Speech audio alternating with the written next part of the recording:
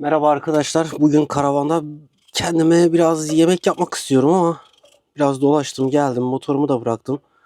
Ama işte değişiklik olsun dedim. Şöyle bir tavamız var. Küçük bir mutfağımız var. Dağınık bir karavanımız var. Tabii karavanın içine herkes merak ediyordur. Karavanda nasıl oluyor diye. Karavan küçük bir şekilde yaşıyoruz. Mutfağımız da küçük ama idare ediyoruz. Bu şekilde. Vallahi soğanlı kabaklı bir şeyler yapmaya çalışacağım. Biraz da kıymam vardı. Onu koyacağım. Umarım güzel bir akşam yemeği olur. Yoruldum. Biraz gittim motorla dolaştım, geldim. Kendim için biraz tur atmak istedim. Güzel bir yerdeyim. Doğayla iç içe dediğimiz yerdeyiz. Tam yanı başıma denizim var. Denize hala giriliyor. Kasım ayındayız ve bu Kasım ayında çok güzel denizin sıcaklığı var. Ee, Hala balıkçılarımız var, vazgeçmez balıkçılarımız var. Balık tutuyorlar. Hatta şu anki yan komşum var. Sağ olsun gidiyor balık tutmaya. Geçen çok güzel balık tuttu. Yaklaşık olarak 6 kişi doyurdu bizi. Enteresan bir şeydi ama o gün bayağı bir balık çekiyordu. Tabii dedi ki bu haram olmasın, hep beraber yiyelim dedi. Çok güzel bir komşuluk vardı. Sağ olsunlar. Herkes bir yandan yemeği yaparken tabii bana yine bir şey düşmedi. Ben oturdum, dinlendim. Tabii bir arkadaşımız var. Bunu eğer izlerse mutlaka diyecek ki sen hep oturuyorsun, sen bir şey yapmıyorsun diye. Ne yapayım? Bana düşmüyor. Düşmeyince de işte yapmıyorum. Ama şu an iş başa düştü. Akşam yemeği lazım. Açım. Bayağı bir dolaştım. Şöyle biraz kabağım var. Kabaklı bir şeyler yapmaya çalışacağım. Eee İlk defa bir yemek yaparken bir video çekiyorum. Garip hissediyorum. Yemek çekmeyi çok oralı olmuyorum. Yemek çünkü herkesin sofrası çok farklıdır. Nefistir sonuçta ama deneyeceğim. Umarım güzel bir şey çıkar ortaya. Bilemeyeceğim ama yerken belli edecek.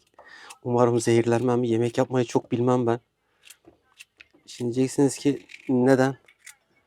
Hazır yemekleri daha çok tercih ediyorum ben. Yerimiz çok güzel. Gerçekten güneşimiz de var.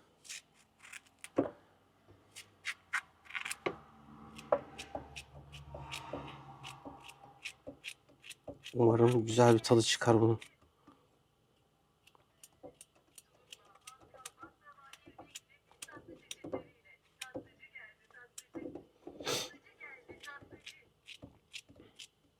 Bu bir yemek tarifi değil. Sadece karavanın içinde nasıl yemek yapılıyor diye belki düşünenler vardır. Zorluğu da var tabii ki.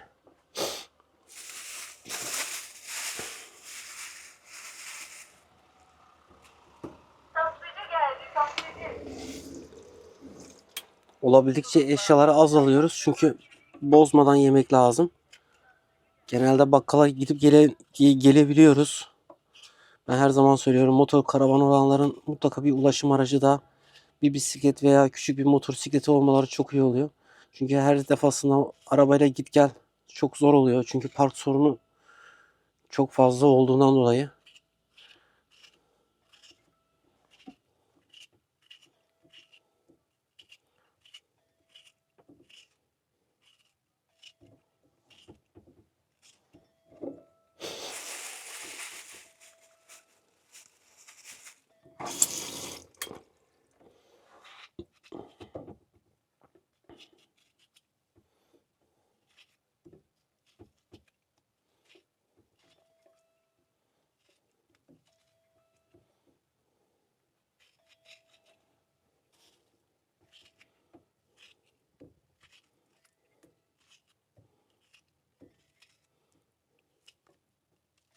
Müzik ya da televizyonu açamıyorum şu an.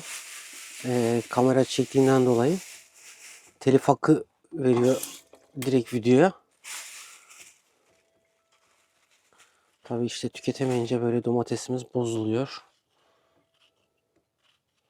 Bozmadan kullanmaya çalışıyorum işte ama zaman olmuyor tüketmeye. Dolaşmaktan veya işte bir şeylerden uğraşmaktan dolayı maalesef çok zaman ayıramıyorum ben yemeğe.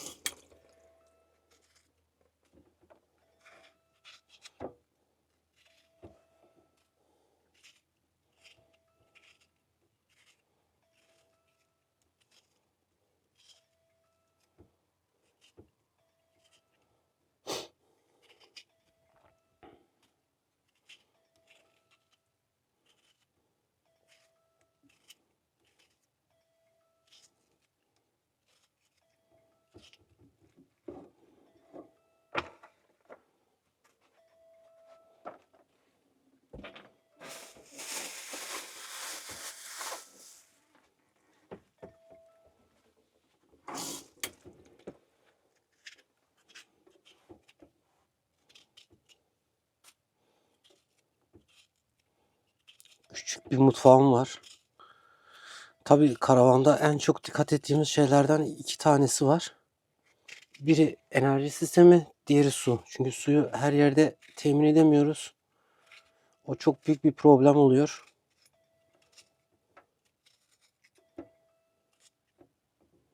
Maalesef ki. Umarım bu da donmuştu ama umarım ki açılır.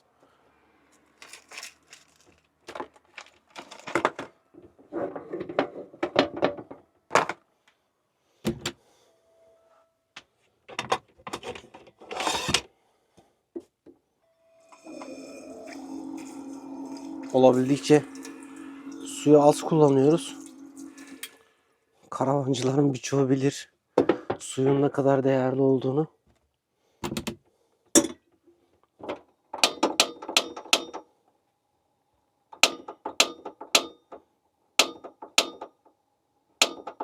Bazen böyle aksilik yapıyor tabii ki.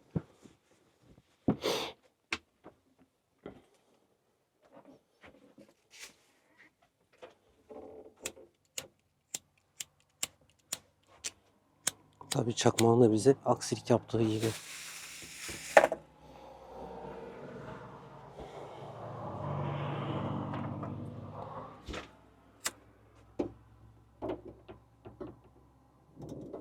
Evet.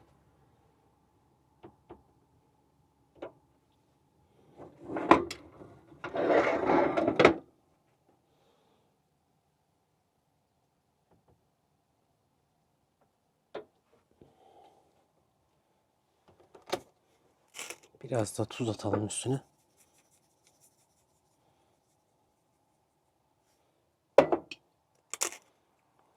Bakalım tadı nasıl olacak. Tabii şimdi batırdığımız yerleri toplamaktan.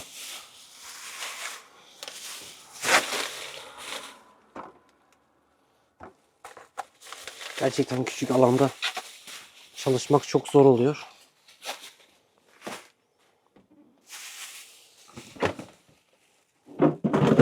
Dolabım küçük. Maalesef alsak da sığdıramıyoruz.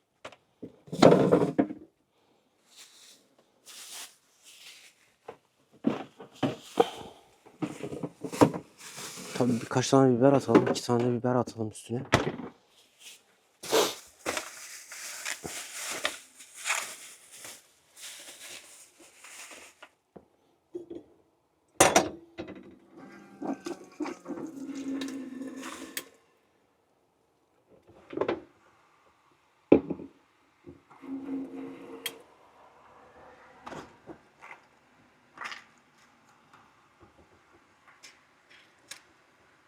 Pratik yemek. Çabuk hazırlanıyor. Tadı güzel oluyor. Çok uğraşmıyorsun. Üst üste doğrayıp hemen pişiriyorsun. Tadı güzel oluyor. Ama her seferinde tadını yakalamak biraz zor oluyor ama deniyorum. Bugün pazar vardı. Pazara gittim. Pazarı dolaştım. Birkaç malzeme aldım.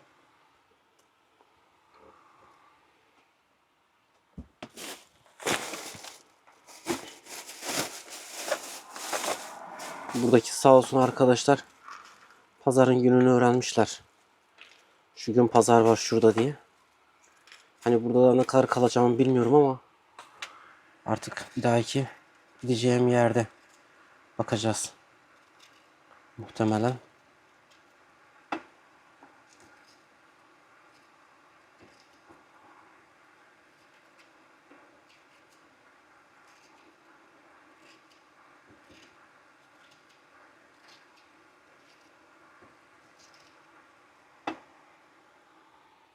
Bir tane daha doğramak istiyorum.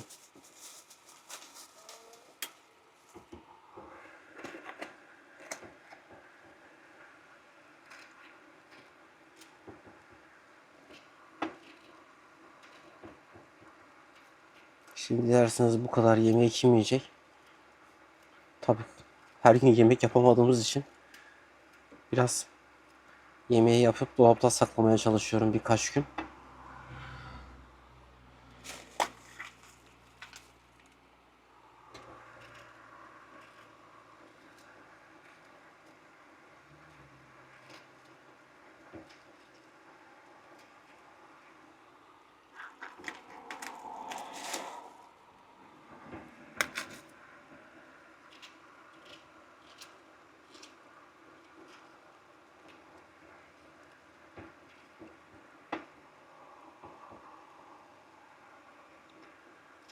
Yemek yapmada profesyonel değilim.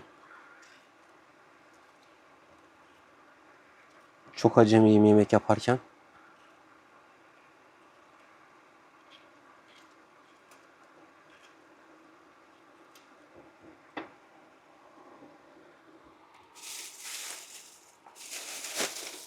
Bakalım ortaya ne çıkacak.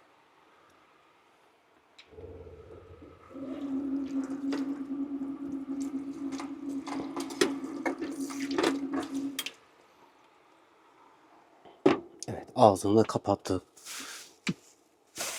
Suyumuzu da kapattık.